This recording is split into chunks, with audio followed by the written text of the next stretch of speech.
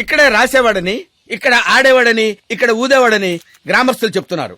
Footage ఏ channel కి పంపించమంటారు sir? ఏ channel డబ్బులు ఎక్కువ ఇస్తే ఆ ఛానల్ కి పంపించండి. వాళ్ళకి కావాల్సింది టీఆర్పీ, మనకు కావాల్సింది ఎంఆర్పీ. ఓకే? అవునండి, ప్రతిపక్ష లీడర్ గానే మాట్లాడుతున్నాను.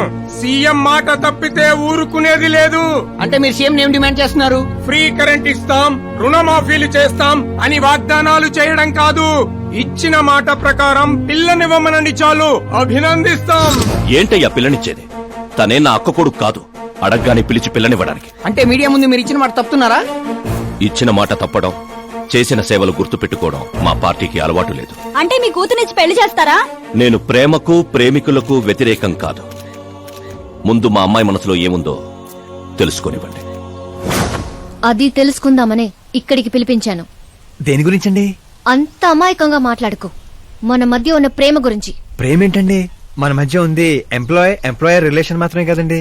ప్రేమ లేనప్పుడు నువ్వు నన్నెందుకు సేవ్ చేసావు? సేవ్ చేయటం నా డ్యూటీ కాబట్టి. ఓహో, మరి అందరి ముందు చీరెందుకు కట్టావు? హెల్ప్ చేయటం నా నేచర్ కాబట్టి. నిజంగా నీ మనసులో ఏం లేకపోతే నాకు ఎందుకు దగ్గరయ్యావు? దగ్గర అవటం కాదండి, దగ్గరగా ఉన్నాను. తేడా ఏంటో? ఎఫెక్షన్ కి ప్రొటెక్షన్ కి ఉన్న తేడా. మాటలు మాట్లాడాలన్నా మార్చాలన్నా నీ తర్వాతే ఎవరైనా. అయినా మీరా నేను 8th స్టాండర్డ్ నుంచి ఫ్రెండ్స్. మీ లవ్ స్టోరీ గురించి తను ఎప్పుడు చెప్పలేదు, నువ్వు ఎప్పుడు చెప్పలేదు. సక్సెస్ఫుల్ లవ్ స్టోరీ అయితే ఎగిరి గంతులు వేసుకుంటూ చెప్పుకోవచ్చు, కానీ నాది వన్ సైడ్ లవ్. ఆ విషయం తనకి తెలియదు. బాగుంది. నా ప్రేమ నీకు తెలీదు, నీ ప్రేమ తనకి తెలీదు. అయినా తనుండేది యూరప్ లో, నువ్వు ఉండేది విలేజ్ లో.